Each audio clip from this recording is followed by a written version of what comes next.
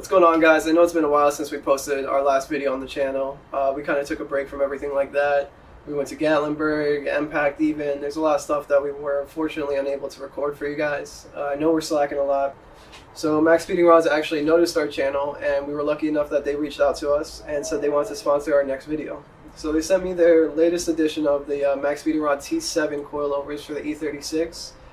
These are supposed to be the more top-of-the-line sport-issued coilovers that they're offering. I believe they're also offering T6s.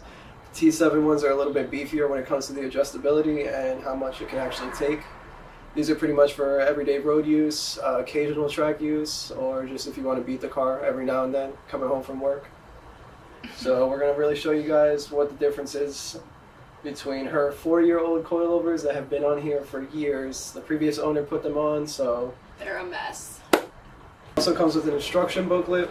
So the instruction booklet pretty much tells everybody what you should do, how you should adjust your coilover, how it should sit on the car. So unfortunately for me, these are not going on any of my personal cars. These are going on my girlfriend Ruda's BMW, and she's going to tell you about it. This is my 1998 328i. It's convertible, BBS wheels off of E39. It's lowered already on MaxpeedingRod coilovers, but they're like about 4 years old. The previous owner put them on. Clear tails from K2 Industries, and then the clear corners from Amazon. And then I have E46 M3 seats, and yeah, that's pretty much it. Alrighty guys, so as you can tell, these are the front coilovers. These are the rears. The rears aren't a true coilover, which is pretty much how this is built. The spring actually over the strut housing, which allows you to adjust it. Instead, you have your rear collar set up and rear springs. They also were nice enough to give us the forks and even the little Allen key guys, just in case you accidentally lose the twisty guys, which are on top of the actual coilover. So this allows you to pretty much adjust the hardness and softness of the coilover dampening, and it also allows you to adjust the camber, as you can see on top there. Obviously, you've seen from previous videos, it's pretty fucking easy to put coilovers on these little old BMWs. I'm pretty much going to make her do all the work. I'm going to try to stay as much out of it as possible. So this video is pretty much going to be her installing her own coilovers, just to show you guys all at home. Anybody can do it. It's pretty simple, pretty basic, and so yeah.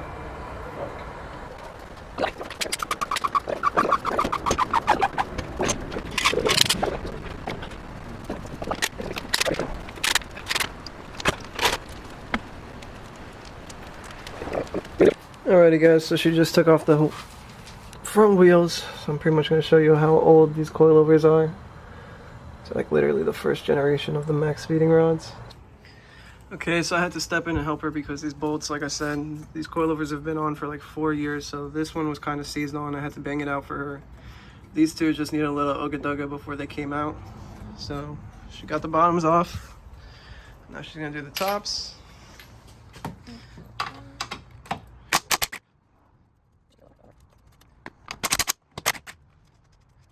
He's got to come off.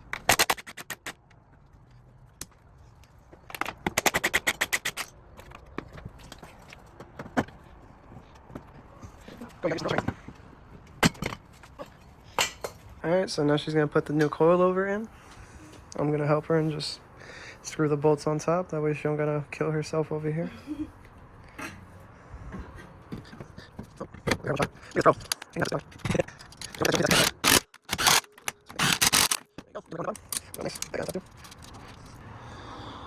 Alrighty, so now she's going to go back on the bottom. She's going to reinstall these 3 bolts like I showed you. 2 bolts going in on the sides, and this bolt and nut that goes on the top of the actual spindle. So what you want to do is, babe, align that top bolt first. That's what I'm trying to do. Yeah, so put that right in that little pocket right there. Oh, it needs to get brought up like a lot. Yeah. I thought it was just a little bit. No, it's a lot. Alright, so yeah, if you're a girl at home, don't be afraid to ask for help. I'm not gonna lie, I almost got a Charlie horse from lifting this shit up with my knee. Hold on. Oof. It's heavy. It is heavy. It's way heavier than the other one. I ain't gonna hold you. Get this guy in there.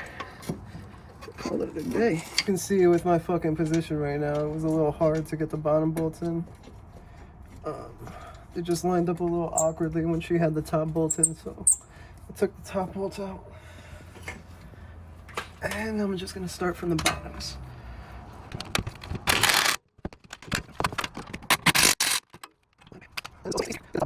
Coilover is in now. The biggest bitch was this top bolt. I did bottom first, then top. So I was able to do that, and now we're gonna work on the other side.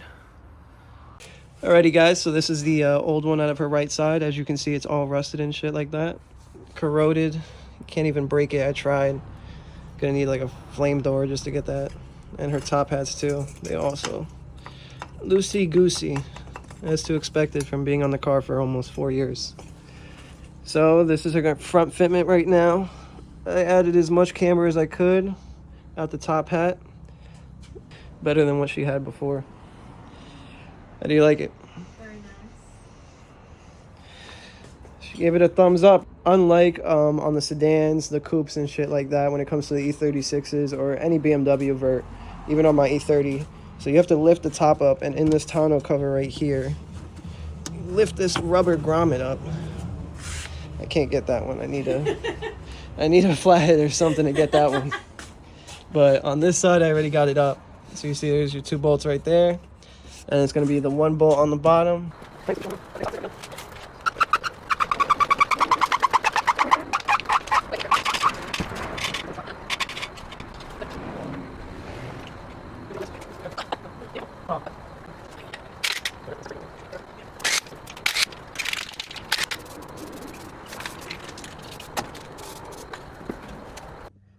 So this is the 1 bolt I was talking about on the bottom. So it's just this 1 bolt, and usually it just screws right into this part of the hub. Sometimes on the E36s, guys tend to strip them because it's an old bolt, or they fuck up the threading. So like this guy did, he drilled right through it and put a bolt on the other side and then added a longer bolt. So this usually is an 18, now it is a 19.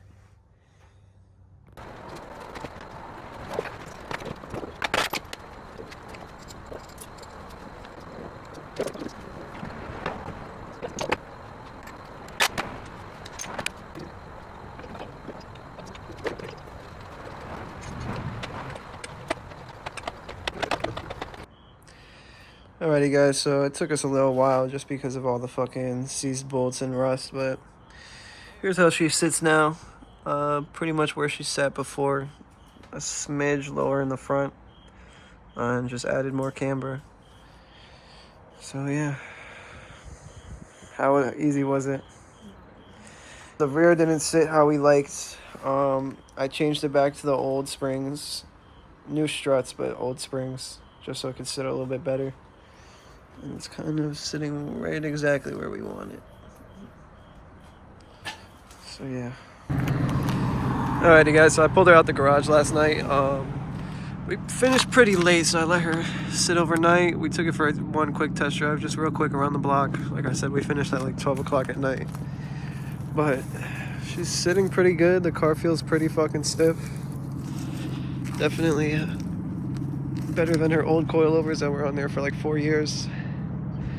And like I said, this is only a part 1, so part 2 I'm going to try to talk her into maybe doing a donut for her first time and maybe even sliding it, but we'll see how confident she is. So I'm probably going to start posting more on the channel about the other cars that we have at the house. I still got to show you guys my E30. I just finished it. Well, didn't just finish it. I finished it for Tennessee and for Gatlinburg. I put side skirts, a lip on it. Got wheels, put everything on it and shit like that. So next video I'll show you guys that. So yeah, stay tuned for part 2. Let me know what you guys think in the comments.